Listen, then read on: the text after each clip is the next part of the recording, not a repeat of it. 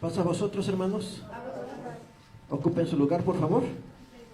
Saludamos a nuestros hermanos que nos están acompañando a través de la transmisión.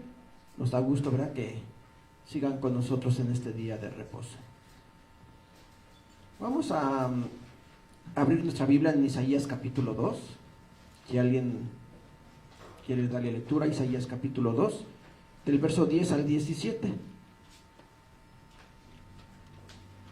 Isaías capítulo 2,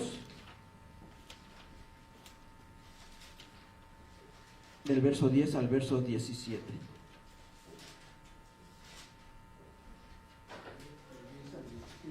Del 10 al 17. Métete en la piedra.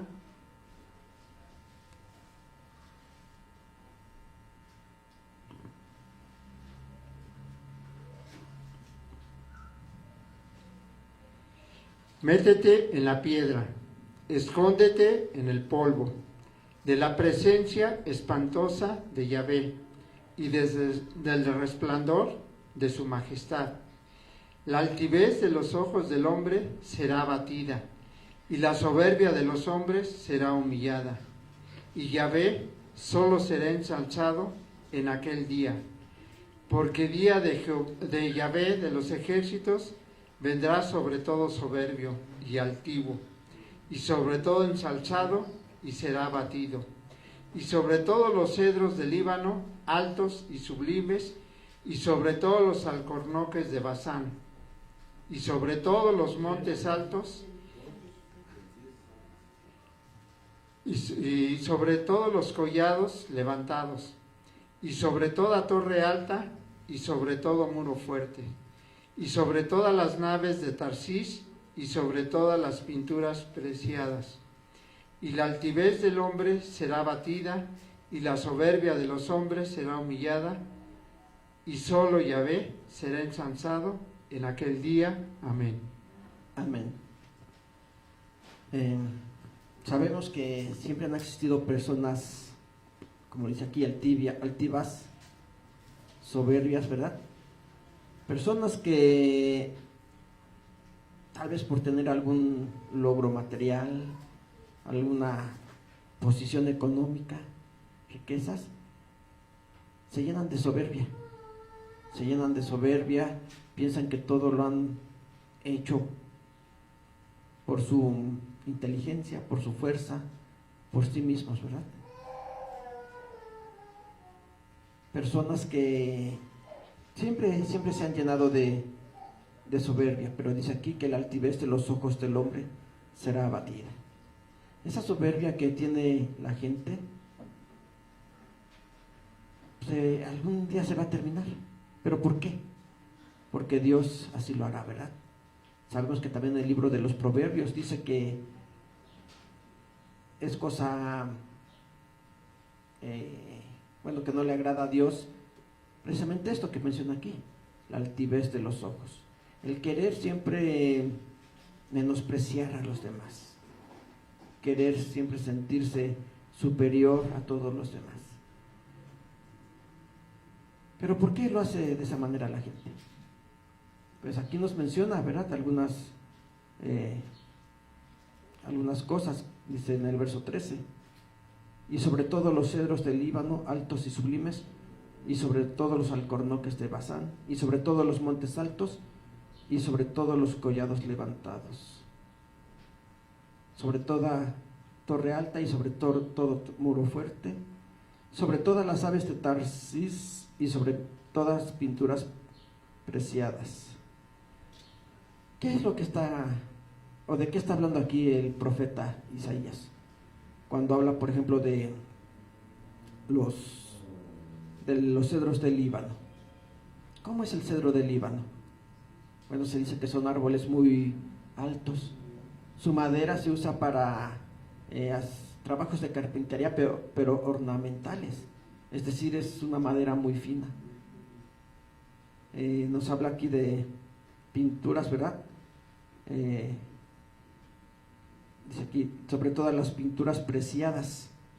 Es decir, nos está hablando de riquezas. Todo lo que menciona aquí está simbolizando riquezas. Y la riqueza, decimos los bienes materiales, es lo que muchas veces llena de soberbia al hombre. Y no vamos a decir que entonces es malo, ¿verdad? Tener bienes, tener algún tipo de riqueza. No, no es malo. Lo malo es cuando la gente confía en todo ello. Porque confía en sus riquezas antes que en Dios. ¿Cuántas veces hemos visto personas que tal vez por tener cierta posición se sienten superior a los demás y tratan de humillarlos, pensando que nadie les puede hacer nada? Nadie puede decirles nada porque ellos dicen están en una posición superior a todos los demás. Entonces, muchas de las veces la gente se llena de soberbia por tener algo, y pudiéramos decir, tal vez ni siquiera es mucho, ¿verdad? Pero por lo poco que tienen, piensan que tienen más que otros, y eso es lo que los llena de soberbia. Decimos, no es malo tal vez tener algunas posesiones. Lo malo, el error, es cuando confiamos en todo ello. Cuando decimos, todo esto que tengo yo me va a servir para que yo haga todo lo que quiera. Y confío en mis riquezas, que nadie me puede hacer ningún daño. Entonces ahí están depositando su confianza en cosas materiales. Y como decíamos, siempre ha existido gente actuando de esa manera, ¿verdad? En la misma Biblia encontramos ejemplos. Vamos a ver uno de estos ejemplos en Daniel capítulo 4. Daniel capítulo 4, yo creo que todos saben de qué nos habla, ¿verdad? De qué personaje nos habla en este capítulo, en el libro de Daniel. Daniel capítulo 4, verso 30, del verso 30 al 32, donde dice, ¿alguien lo va a leer? Sí, hermanos. Estamos en Daniel capítulo 4, verso 30 al 32. Y habló el rey y dijo, ¿no es esta la gran Babilonia, la que yo edifiqué para casa del reino, con la fuerza de mi poder y para gloria de mi grandeza? Aún estaba la palabra en la boca del rey, cuando cae una voz del cielo. A ti dicen, rey Nabucodonosor, el reino es traspasado de ti, y de entre los hombres te echan, y con las bestias del campo será tu morada, y como a los bueyes te apacentarán, y 7 tiempos pasarán sobre ti, hasta que conozcas que el Altísimo se enseñorea en el reino de los hombres, a quien él quisiere lo da. Hasta ahí está bien, gracias. Gracias. Bueno, ya vimos que aquí nos está hablando del rey Nabucodonosor. Yo creo que todos hemos escuchado de Babilonia, de donde era rey este personaje, ¿verdad? Nabucodonosor. Incluso dentro de la historia se habla mucho de los jardines colgantes de Babilonia, que se dice que era una gran maravilla, algo muy hermoso. Se dice que se fabricaron una especie de pirámides y se fue cubriendo, y bueno, no fue solamente una, fueron varias, y que todo eso ahí se veía muy hermoso. Y decíamos, se ha dicho que son de las grandes maravillas. La ciudad de Babilonia, si leemos, pues dice que también estaba cubierta de oro, ¿verdad? Es decir, había mucha riqueza, mucho lujo en aquella ciudad. Y dice que aquí que Nabucodonosor la veía y se sentía orgulloso. La veía y se llenaba de soberbia y pregunta, ¿no es esta la gran Babilonia que yo edifiqué para casa del reino con la fuerza de mi poder y para gloria de mi grandeza? Si nos damos cuenta la forma de hablar de este rey, ¿no es esta la gran Babilonia? Y dice, que yo edifiqué. Pudiéramos preguntar, ¿realmente la edificó él? ¿Quién la edificó? Los empleados, ¿verdad? Bueno, en ese tiempo se usaba mucho la esclavitud, pero vamos a suponer que eran trabajadores, que ellos fueron los que tuvieron que hacer toda aquella obra.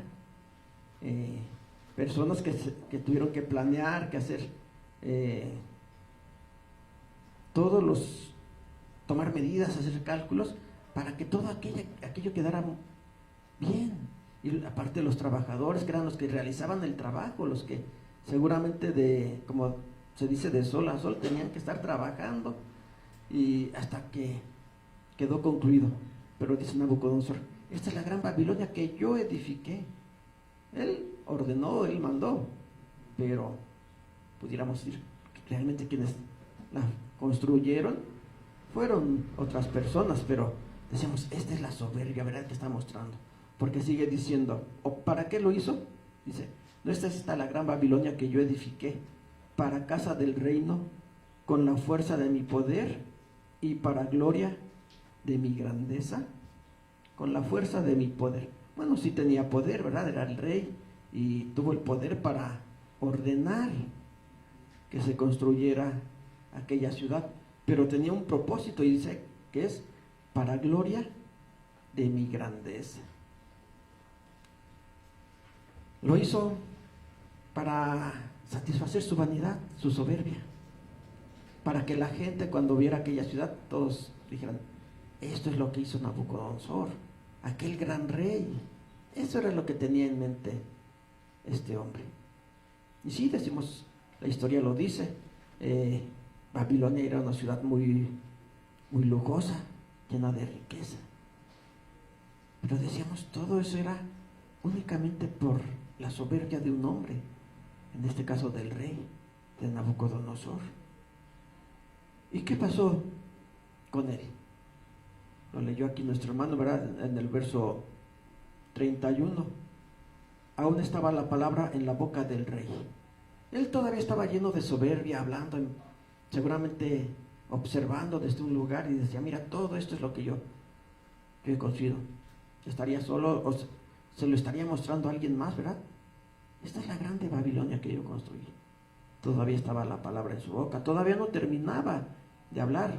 Quiere decir que esto que está aquí no era lo único que tenía pensado decir. Seguramente iba a decir más cosas para tratar de engrandecerse a él mismo, para tratar de demostrar que él era un hombre poderoso, un hombre con grandes riquezas. Pero no terminó de decirlo, ¿verdad? Cuando dice que se escuchó una voz donde le hablaron y le dijeron, a ti dicen, rey Nabucodonosor, el reino es traspasado de ti. Este reino del que tanto te llenas de orgullo será quitado de ti, se le pasará a alguien más. ¿Y qué pasaría con él? Verso 32. Y de entre los hombres te echan, con las bestias del campo será tu morada, y como a los bueyes te apacentarán. Y 7 tiempos pasarán sobre ti, hasta que conozcas que el Altísimo se enseñorea en el reino de los hombres, y a quien Él quiere, lo da. Era tanto su orgullo de decir, yo construí esta ciudad, que tuvo que ser humillado. Y aquella gran ciudad que construyó, llena de lujos, podemos decir, no la pudo disfrutar. ¿Por qué? Porque fue hecho como un animal del campo. Y si seguimos leyendo, dice que vivía entre los animales, ¿verdad? Sus uñas crecieron como garras, su cabello de la misma manera creció, habitaba como una bestia salvaje, sin poder disfrutar de todo aquello de lo que él se sentía orgulloso. Andaba por el campo, dice que incluso comía, ¿verdad? Hierba, pasto, igual que los animales. Entonces, ¿de qué le sirvió todo aquello?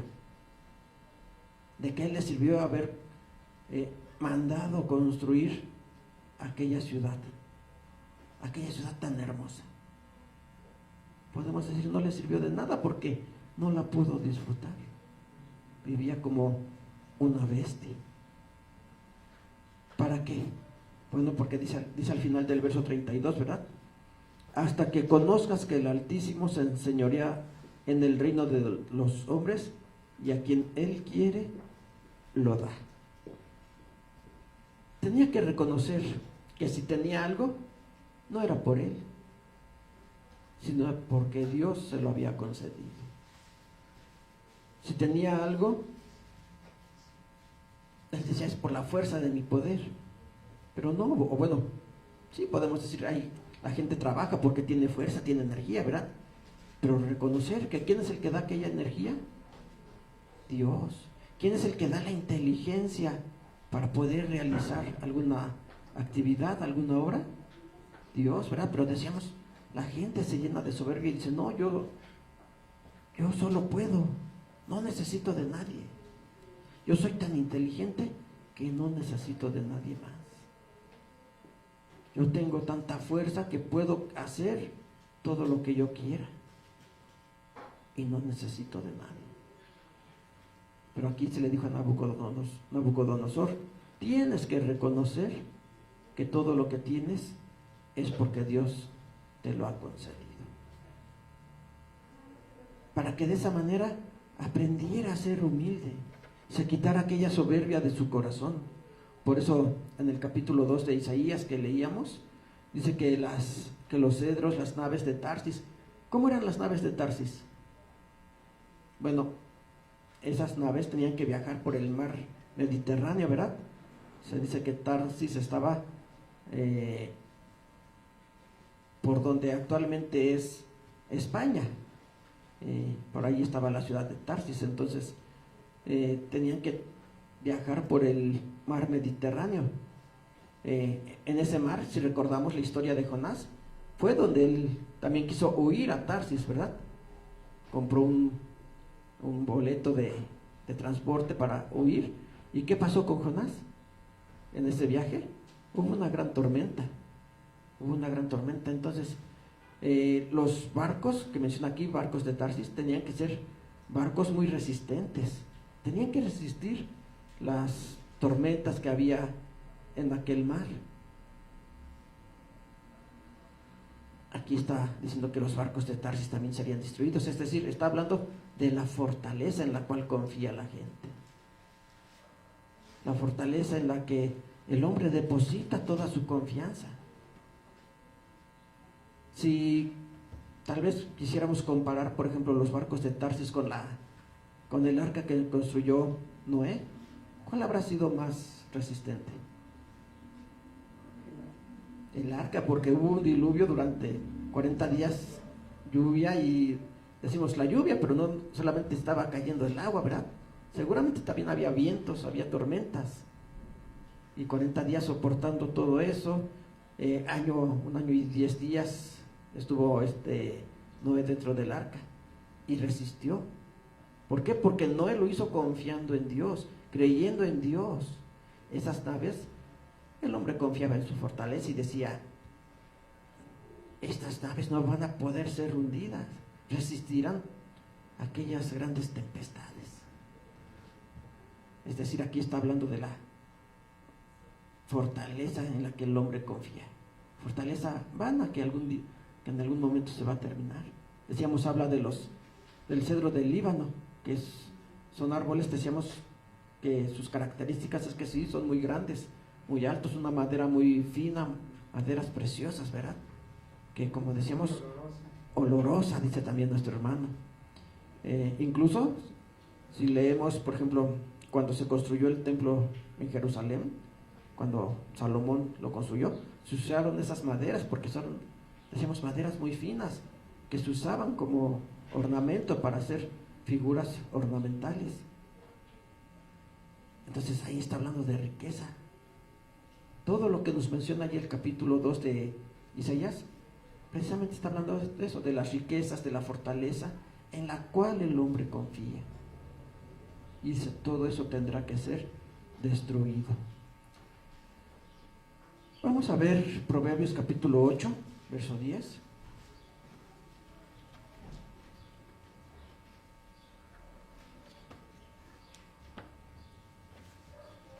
Libro de Proverbios capítulo 8, verso 10 y verso 11.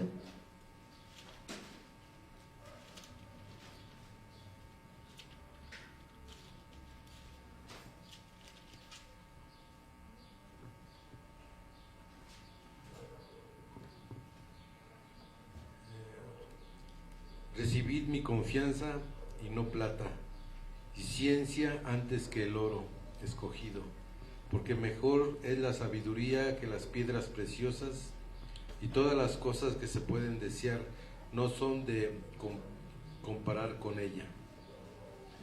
Amén. Dice aquí, recibid mi enseñanza y no plata. ¿Qué es lo que prefiere la gente? ¿La enseñanza o la plata? La plata, ¿verdad? Siempre. Y dicen, ¿para qué quiero conocer si ya tengo riquezas? Y aquí no está hablando de cualquier enseñanza, ¿verdad? Porque alguien va a decir, bueno, sí, yo he recibido enseñanza en la escuela. Desde que entré a la escuela cuando era niño y hasta que me gradué en la universidad, he recibido mucha enseñanza. Y decimos, y en esa enseñanza es en la que confía, porque dice, ahora soy un hombre sabio, soy un hombre muy inteligente, que conozco mucha ciencia, y confía en eso. Pero aquí no está hablando de esa enseñanza. ¿De qué enseñanza está hablando? Dice, recibid mi enseñanza, la enseñanza de las cosas de Dios. Ciencia antes que el oro escogido. ¿Cuál ciencia? ¿La de los científicos? No, la ciencia divina, la ciencia de Dios. Es mejor que el oro, porque el oro y la plata se pueden terminar. Pero el conocimiento de nuestro Dios es el que siempre nos va a mantener, la ciencia, su sabiduría. ¿Cuál es la sabiduría de Dios? Podemos decir la ley. Su ley es la sabiduría y su sabiduría. Eso es lo que va a guiar nuestra vida y nos va a mantener siempre firmes. Porque las riquezas, decimos, en lugar de mantenernos, en algunos casos pueden hasta corromper, ¿verdad? Porque mejor es la sabiduría que las piedras preciosas, y todas las cosas que se pueden desear no son de comparar con ella, con la sabiduría. Todo lo que el hombre pudiera desear no se puede comparar con la sabiduría de Dios. Porque decíamos, la sabiduría de Dios es para tener una vida mejor aquí en la tierra, ahorita que estamos vivos, una vida mejor, una vida más tranquila. Pero no solamente aquí, ¿verdad? Sino que nos van a llevar a una vida futura, a una vida eterna. Algo que no se puede comprar con el oro, con la plata.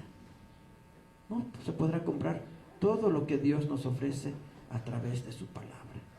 Por eso dice que debemos desear mejor la sabiduría de nuestro Dios antes que la sabiduría, o más bien que las riquezas, ¿verdad?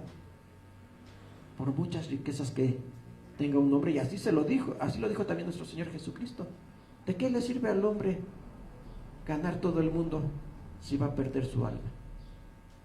No le sirvió de nada. Pero decimos, la gente dentro de su soberbia es lo que busca, porque siente que todo eso le podrá dar todo lo que él desea. Pero ¿qué pasa cuando ya tiene lo que él deseaba? No queda satisfecho, ¿verdad? Va a desear todavía algo más, y nunca estará satisfecho, siempre deseando, codiciando tener más. Pero decimos, cuando tenemos la sabiduría de Dios, aprendemos a confiar en Él, y de esta manera tendremos una vida tranquila, no llena de carencias, porque Dios no nos abandona, ¿verdad? Dios no nos deja, Dios nos da lo que necesitamos, pero tanto en lo económico, pero principalmente en lo espiritual. Si leyéramos todo este capítulo 8, nos podríamos dar cuenta de que esta sabiduría de la que está hablando es nuestro Señor Jesucristo, ¿verdad? Porque, bueno, habla de cuando Él dice que estuvo ahí en la creación. ¿Y quién estuvo en la creación con nuestro Dios? Su Hijo. Entonces, esto es lo que debemos desear. Por eso decíamos, la sabiduría de Dios es su ley, esa ley que vino a enseñar nuestro Señor Jesucristo. ¿De qué más nos habla el capítulo 2 de Isaías que leímos? ¿Recuerdan? A ver, vamos a buscarlo nuevamente. Capítulo 2, o más bien creo que no habíamos leído esos versos, pero ahorita los vamos a leer. porque nada más llegamos hasta el 17, ¿verdad? Vamos a continuar la lectura en el verso 18 del capítulo 2 de Isaías. Isaías capítulo 2, verso 18 al 20.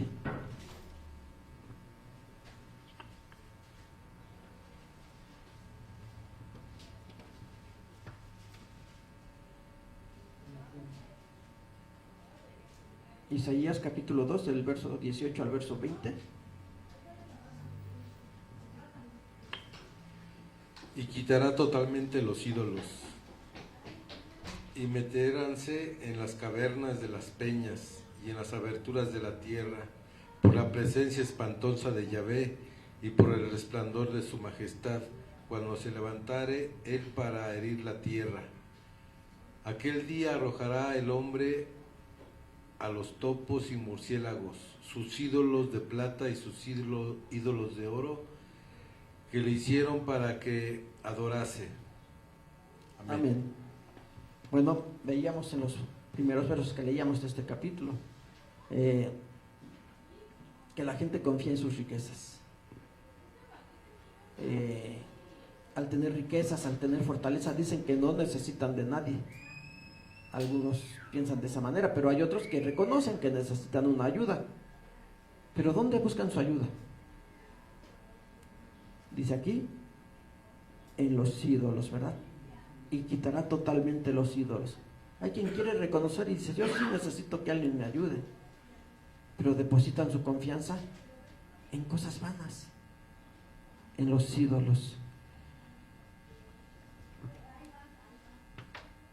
Meteránse en las cavernas de las peñas y en las aberturas. Pero, bueno, aquí y dice, ¿para qué?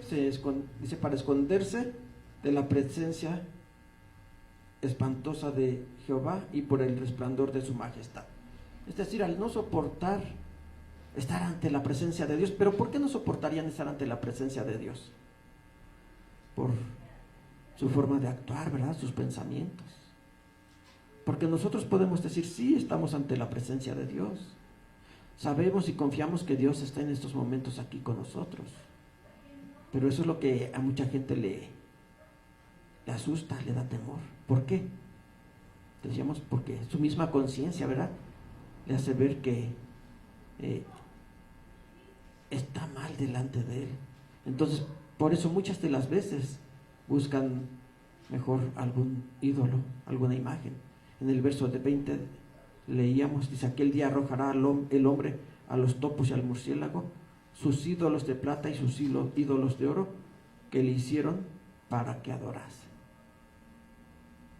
Porque esos ídolos, ¿en qué podrán ayudarnos? ¿En qué le podrán ayudar a la persona que confía en ellos? En nada, ¿verdad? Pero la gente confía. Y lo dicen, es que sí, es muy milagroso. Es que yo le he pedido y se me ha contestado. Y de esa manera se sugestionan tanto que creen que sí, aquellas imágenes contestan sus súplicas, sus ruegos. Pero aquí dice que así como destruirá el orgullo de los hombres cuando ponen su confianza en Él, en sus riquezas, en su conocimiento, bueno, pues también dice que destruirá sus ídolos, esos ídolos en los cuales confía. Vamos a ver Jeremías capítulo 10, verso 3 y verso 5.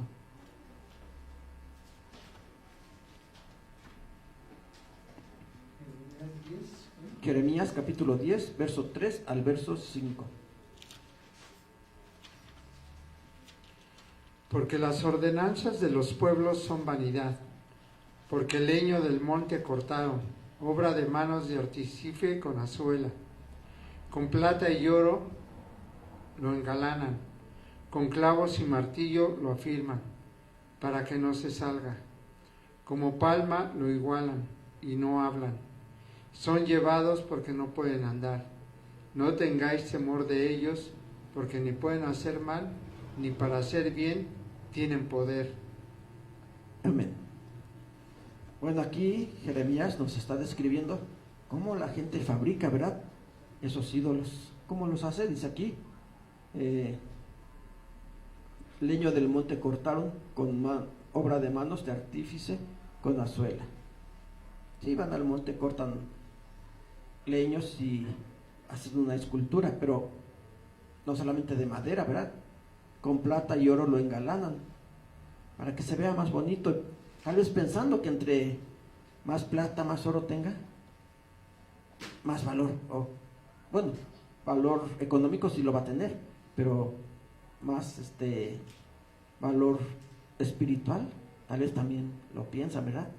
Creen que entre más oro tenga, puede ser más milagroso. Y con plata y oro lo engalanan, con clavos y martillo lo afirman para que no se calle. ¿Nos damos cuenta en qué depositan su confianza? En una imagen que tienen que detenerla, dice aquí, con clavos, con martillo, bien sujeta para que no se caiga. En eso depositan su confianza. Con palma lo igualan y no hablan. Son llevados porque no pueden andar. No tengáis temor de ellos, porque ni pueden hacer mal ni para hacer bien tienen poder. Para transportarlos tienen que cargarlos, decimos, los tienen que dejar en un lugar seguro, bien sujetos, para que no se caigan. Y si los quieren mover, tienen que cargarlos, dice aquí, ¿verdad? Ellos no pueden oír, no pueden hablar, no pueden moverse. Son cosas inanimadas, pero aún así en ellos confían la mayoría o muchas personas, ¿verdad? En esas imágenes. Depositan su confianza en todo ello antes que en Dios. Porque ¿a quién le piden antes de pedirle a Dios? Pues precisamente esas imágenes. Imágenes que no tienen ningún poder. Dice aquí que no pueden hacer mal ni pueden hacer bien. Y la gente lo hace, ¿verdad? O esas son las peticiones. Le piden ayuda, o a veces le dicen, mejor ayúdame en contra de mi enemigo, queriendo que aquella imagen le haga algún daño a su enemigo. ¿Y podrá? No, dice aquí, no pueden hacer nada. Si ni por ellos mismos, para ellos mismos, pues pueden hacer nada, porque ya veíamos que si es necesario moverlos, los tienen que cargar aquellos mismos que los fabricaron. Y así lo confirma también en el Salmo 115. Vamos a buscarlo. Salmo 115, versos 4 y 8, 4 al 8.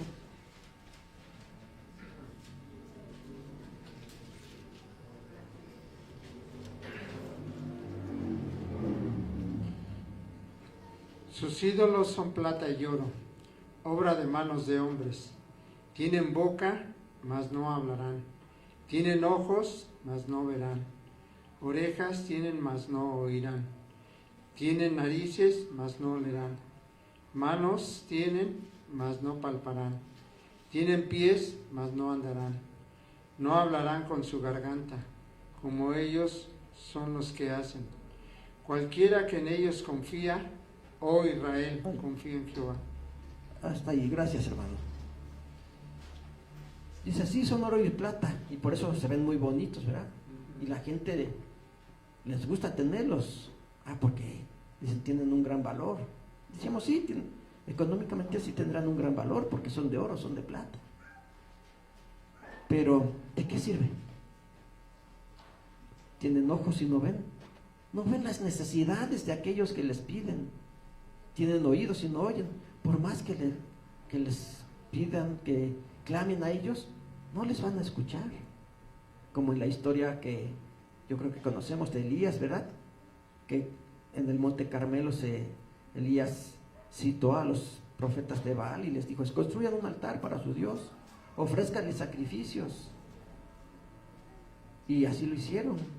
Le ofrecieron sacrificios esperando que su Dios les contestara. Gritaban, saltaban, hacían, pudiéramos decir, mucho ruido, y su Dios les contestó. No, incluso Elías les decía, griten más fuerte, tal vez se durmió, tal vez va de camino, va a algún lugar y no los escucha, griten más fuerte. No, entonces aunque esas imágenes tengan oídos, no van a escuchar. no hablarán, es decir, no contestarán las peticiones de aquellas personas. Manos tienen, mas no palparán, tienen pies, mas no andarán. Ya veíamos ahí en Jeremías que decía, para transportarlos, los tienen que cargar. Aunque les pongan pies y les hagan una figura muy, vamos a llamarle perfecta, una figura perfecta, pero no pueden hacer nada. Aunque tengan pies, tengan manos, tengan oídos, tengan ojos, nada de eso les sirve. El verso, bueno, voy a seguir leyendo, nos quedamos en el 8, en el 9 sigue diciendo: Oh Israel, confía en Jehová, Él es su ayuda y su escudo. Casa de Aarón, confía en Jehová, Él es su ayuda y su escudo. Los que teméis a Jehová, confiad en Jehová, Él es su ayuda y escudo. Jehová se acordó de nosotros, nos bendecirá. Bendecirá a la casa de Israel, bendecirá a la casa de Aarón, bendecirá a los que temen a Jehová, a chicos y a grandes. Acrecentará Jehová bendición sobre vosotros y sobre vuestros hijos. Benditos vosotros de Jehová, que hizo los cielos y la tierra. Aquí el rey David, decíamos, hace una descripción de los ídolos, porque él, podemos decir, los conocía, veía los pueblos paganos que todos tenían sus ídolos, sus baales. Cada nación tenía su propio dios, Astarot, bueno, muchos, ¿verdad? Y los conocía, los veía la figura que tenían, y por eso dice, aunque los hayan hecho con una figura perfecta, no los escuchan, no los ven, no les oyen, no se pueden mover. Entonces invita al pueblo y le dice, tú confía en Dios, confía en Jehová, confía en Yahvé, solamente Él te va a escuchar, aunque no lo vemos, Él sí nos ve. Él escucha nuestras palabras, aunque no las digamos, ¿verdad? Porque dice que todavía no está la palabra en nuestra boca, que Él conoce los pensamientos que hay en nosotros. Él sí nos escucha sin necesidad de hacer lo que hacían aquellos profetas de Baal, que gritaban, brincaban, sino únicamente nosotros elevando nuestro pensamiento a nuestro Dios. Decíamos muchas de las veces, sin siquiera pronunciar la palabra, simplemente elevando nuestro pensamiento, sabemos que Él nos escucha. Y aquí está la bendición de David. Y David lo decía con toda confianza, con toda seguridad, ¿verdad? Él te va a escuchar, Él te va a responder. Dice, acrecentará Jehová bendición sobre vosotros y sobre vuestros hijos. Dice que Él bendecirá a los que le temen, a chicos y a grandes. Y lo decía con confianza, lo dejó escrito aquí con toda la confianza. ¿Por qué? Porque Él ya lo había comprobado. Él sabía que era cierto. Muchas de las veces David ya había comprobado que Dios lo escuchaba, que Dios lo ayudaba, que aunque no lo viera, aunque no tuviera una imagen de Él, sabía que Dios lo escuchaba y lo libraba. En una ocasión, todos conocemos la historia de Goliat, ¿verdad? Ese gigante que retaba al ejército de Israel y le decía, ¿para qué peleamos todos? Uno solo salga a pelear contra mí, y el que venciere, si ustedes me ven, si el que sale a pelear contra mí me vence, nosotros seremos sus siervos. Pero si yo le gano, entonces ustedes serán nuestros siervos. Y nadie quería, porque era un gigante de casi 3 metros aproximadamente, ¿verdad? Bien preparado para la guerra, con su armadura, sus armas, y nadie quería. Solamente aquel joven, en aquel tiempo David era un joven, ¿verdad? Un pastor de ovejas que dijo, yo voy, y salió con confianza. ¿Por qué? Porque se lo dijo a Goliat, tú vienes contra mí con espadas y con lanzas, con escudo, pero yo vengo a ti en el nombre de Jehová de los ejércitos. Y no llevaba escudo, porque si recordamos se la quisieron poner y dice, quítenmela porque no me puedo ni mover con esta armadura, mejor quítenmela. Y se la quitaron. Pero él sabía que no iba protegido por una armadura, que iba protegido por el Dios verdadero. Por eso salió con confianza a pelear con este gigante Goliat. Y en ese momento él comprobó que Dios estuvo con él. Por eso él invita al pueblo y le dice: confíen en Dios, Él te bendecirá. Aquellas imágenes, aunque tengan oídos, no los escuchan. Aunque tengan pies, no caminan.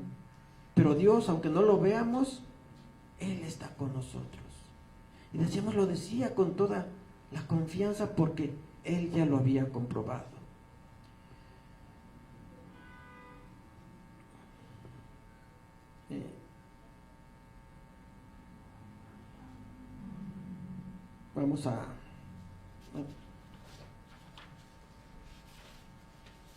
Vamos a leer Romanos capítulo 8, verso 31, del 31 al 37.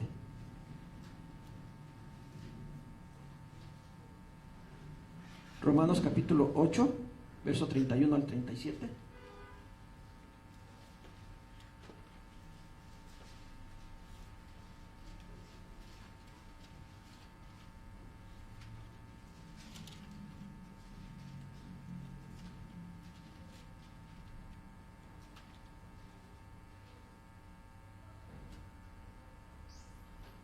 Dice: pues ¿qué diremos a esto? Si Dios por nosotros, ¿quién contra nosotros? El que aún a su propio Hijo no perdonó, antes le entregó por todos nosotros, ¿cómo no nos hará también con él todas las cosas? ¿Quién acusará a los escogidos de Dios? Dios es el que justifica. ¿Quién es el que condenará?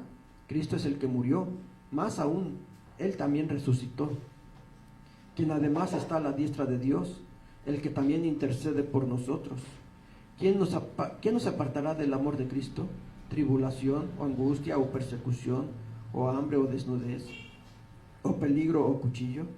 Como está escrito: por causa de ti somos muertos todo el tiempo, somos estimados como ovejas al matadero. Antes, en todas estas cosas hacemos más que vencer por medio de aquel que nos amó.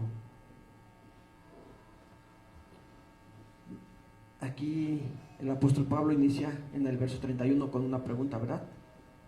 Pues ¿qué diremos a esto? ¿Qué diremos a esto? ¿A qué? Si Dios con nosotros, ¿quién contra nosotros? Si Dios estaba con David, ¿quién podía estar en contra de él? Ni aquel gigante, ¿verdad? Ni aquel gigante que había sido bien preparado para la batalla. David salió con mucha confianza, como decíamos, y así nosotros debemos de confiar siempre en Dios. Por más grandes que pudieran ser nuestros problemas, por más grandes que pudieran ser nuestras necesidades, sabemos que tenemos un escudo que es nuestro Dios. Sabemos que Dios no nos va a abandonar. Por eso aquí el apóstol Pablo dice: ¿qué diremos? Si Dios está con nosotros, ¿quién contra nosotros? ¿Quién podrá estar en contra de nosotros, hermanos? Nadie, ¿verdad? Nadie. Pregunta a partir del verso 35: ¿quién nos apartará del amor de Cristo? Tribulación. ¿La tribulación nos podrá hacer algún daño? ¿La angustia? ¿La persecución? Que bueno, aquí Pablo está hablando de persecución porque él sí sufrió la persecución, ¿verdad? Pero nosotros ya no sufrimos persecución. ¿Qué será lo peor que pudiéramos sufrir? A Pablo lo persiguieron, lo encarcelaron, lo torturaron. Y no solamente a él, ¿verdad? A los apóstoles, y después en la historia vemos que la iglesia también fue perseguida y torturada. Muchos fueron condenados a morir. Nosotros ya no. ¿Qué será lo peor que pudiéramos sufrir por causa del Evangelio? ¿Qué es lo peor que usted ha sufrido por causa del Evangelio?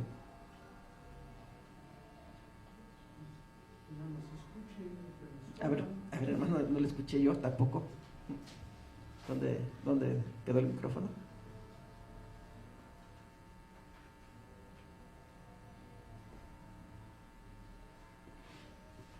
Que nos cierren la puerta, que no nos escuchen. Es lo peor, ¿verdad?, que nos pudiera pasar, que alguien nos cierre la puerta. Que nos corra. Que nos corran, dice la hermana. ¿Qué más? Que nos dejen de hablar. Que alguien nos deje de hablar. ¿Mandé? A que nos digan que estamos locos, pero bueno, si nos dicen que estamos locos no se oye tan feo. Luego hasta tal vez es una grosería, ¿verdad? Pero es lo peor que pudiera pasar, que alguien nos diga un insulto. Porque pudiéramos pasar algo como lo que pasaron los apóstoles, los primeros cristianos. No, ¿verdad? Pues aún en esos momentos ellos, y aquí Pablo dice, ¿quién nos podrá apartar? Ni tribulación, ni angustia, ni persecución, hambre, desnudez, o peligro, o cuchillo. ¿A quién de nosotros nos han amenazado con un cuchillo por predicar el evangelio? Pues creo que a nadie, ¿verdad? Aunque bueno, se ha comentado que en algunos pueblos sí han sufrido persecución, pero nosotros estamos aquí con toda tranquilidad. ¿Mandé? A ver, le prestan un micrófono a nuestro hermano Antonio, por favor, para que le podamos escuchar. Hay congregaciones que han sido asesinadas. Hay congregaciones que han sido asesinadas. Han entrado la gente mala, han entrado a los templos a asesinar a los hermanos, a las personas, sin ver hombre o mujer, niños, y han entrado a asesinarlos. Entonces también somos perseguidos por muerte. Ajá. Gracias a Dios por aquí no hay eso. Y sí hay, mi hermano, sí hay. Ahí en Guanajuato, aunque no eran de la iglesia de Dios, eran pentecosteses, pero han entrado asesinos a matar a los hermanos de la iglesia de los pentecostés. Y no una, sino van 2 o 3 veces en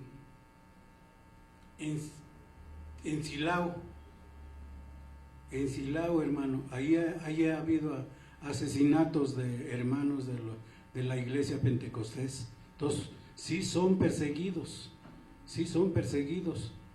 Uh-huh.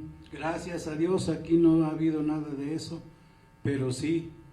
Y no nada más sufrimos desaires. Uh-huh. No nada más sufrimos desaires. Sufrimos persecución, sufrimos habladas que nos echan. Claro, a esas habladas hay que hacernos sordos. Uh-huh. Pero de que hay persecución de muerte, la hay, hermano. Sí, bueno, decíamos sí, en algunos lugares, en algunos pueblos sí se han dado casos, pero realmente ya no hay una persecución como la había antes, que era ordenada por el mismo emperador y que era un delito. Actualmente sí hay por el fanatismo, menciona nuestro hermano Silao. ¿Alguien recuerda qué pasó en Silao? ¿Mandé?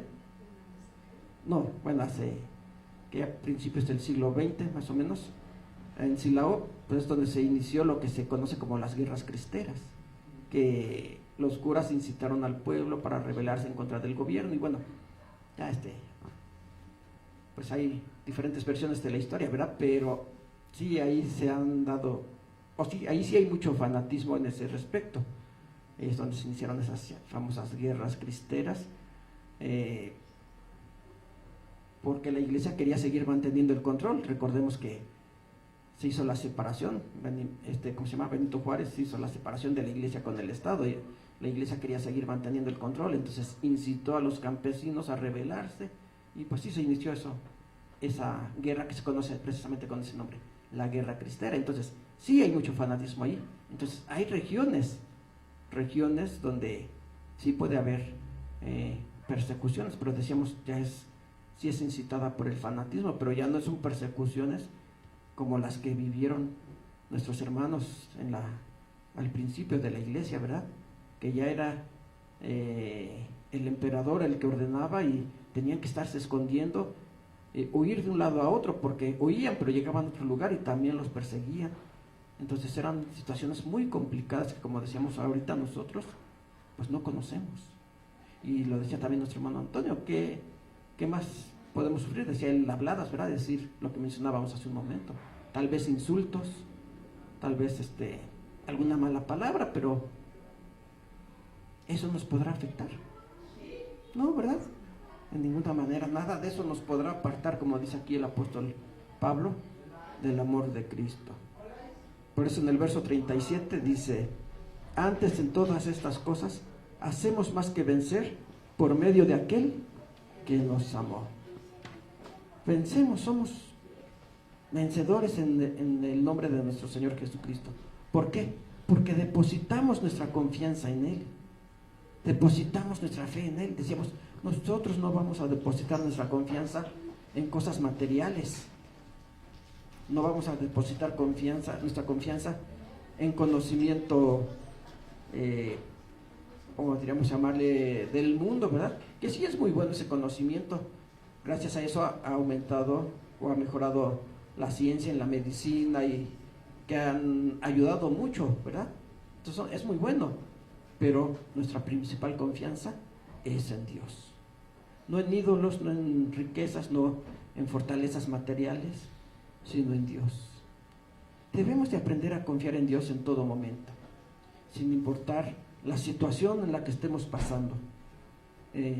Verso 38 y 39 de aquí mismo, seguimos leyendo, dice: por lo cual estoy cierto que ni la muerte, ni la vida, ni ángeles, ni principados, ni potestades, ni lo presente, ni lo porvenir, ni lo alto, ni lo bajo, ni ninguna criatura nos podrá apartar del amor de Dios, que es en Cristo Jesús, Señor nuestro.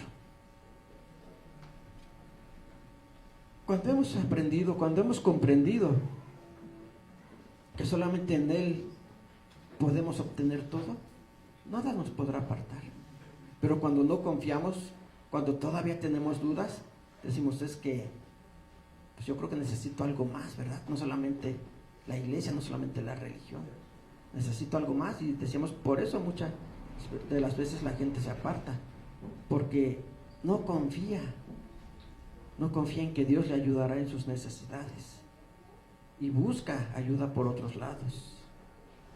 Pero por eso dice aquí Pablo: por lo cual estoy seguro que nada me podrá apartar, porque he aprendido a confiar en Él.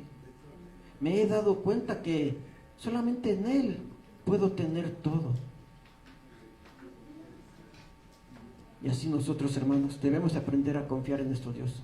Decíamos, así como David confió en Él, porque lo comprobaba a cada instante, cuando Dios lo cuidaba, aprendió a confiar en Él. Y con esa seguridad invitaba al pueblo. Pablo confiaba en Dios. Por eso estaba mencionado, dice, aunque tenga problemas, aunque haya necesidades, hambre, desnudez, persecución, nada me podrá apartar, porque yo confío en Él. Y así nosotros, en medio de nuestros problemas, en medio de nuestras necesidades, en medio de nuestras enfermedades, debemos de aprender a confiar en Dios. Y nada de eso nos debe de apartar. Por muchos problemas que pudiéramos tener, que mencionaba, no los podemos comparar con lo que pasó el apóstol Pablo. Pero por muchos problemas que pudiéramos tener, vamos a llamarle persecuciones, entre comillas, ¿verdad? Porque ya no son persecuciones como las de antes. Por muchas persecuciones, aflicciones, nada de eso nos debe de apartar, sino siempre confiar en nuestro Dios, confiando en que Él nos escucha, que Él no lo vemos como aquellas imágenes que veíamos que, ¿verdad?, tienen ojos, tienen oídos, tienen pies, pero no pueden hacer nada. A nuestro Dios no lo vemos, pero sabemos que está con nosotros y que Él nos escucha y nos responde en su amor y su misericordia. Que Dios los bendiga, hermanos. Vamos a recibir nuevamente a nuestro hermano Claudio para continuar con este culto. Pasa a vosotros.